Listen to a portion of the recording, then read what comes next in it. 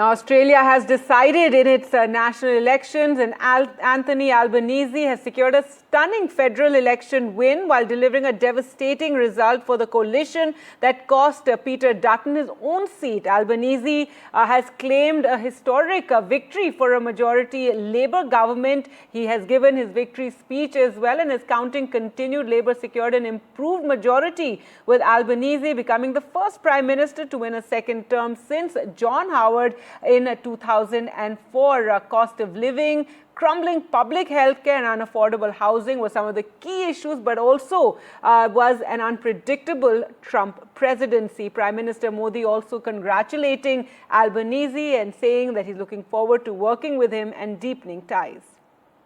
In this time of global uncertainty, Australians have chosen optimism and determination.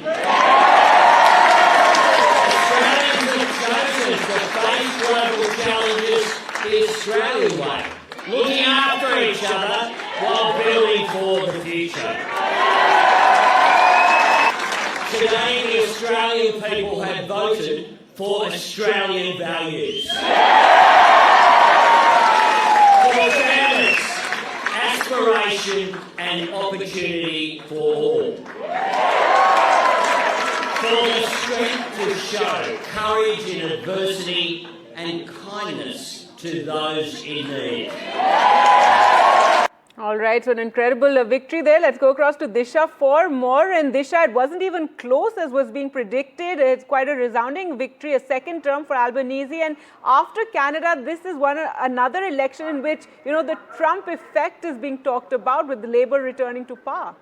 Absolutely, Gargi. So, in fact, this was a landslide victory for Anthony Albanese and the Labour Party. And this, again, as you mentioned, has that common denominating factor, which is US President Donald Trump, who really turned the tables on yet another election in Australia after the Canadian elections. In fact, last year in major opinion polls, Anthony Albanese and the Labour Party were trailing behind the coalition. But then once US President Donald Trump came to office in January this year, the tables turned, and the Labour Party, in fact, picked up in opinion polls, and it was neck and neck. And in fact, in the last final polls, he was leading. And now we can see the results in the Australian elections. The Australian people have spoken, and they have chosen Anthony Albanese as the next Prime Minister of Australia. And in fact, this is a resounding victory at a time when the world is seeing a trend of anti-incumbency. This is, in fact, his second consecutive 3-year term win in 21 years. So it really shows the Australian people are looking at Anthony Albanese to shape the country at a time when there's global uncertainty. And we've even heard Anthony Albanese say in his victory speech that amid this global uncertainty, Australia is going to lead and has chosen Australian values, and that's what we're seeing in this result. Now, when it comes to the opposition leader, Peter Dutton, he, in fact, not just his party's performance was, of course, not what they were expecting, but he, in fact, also lost his seat in Dixon, which was quite a major blow for Peter Dutton.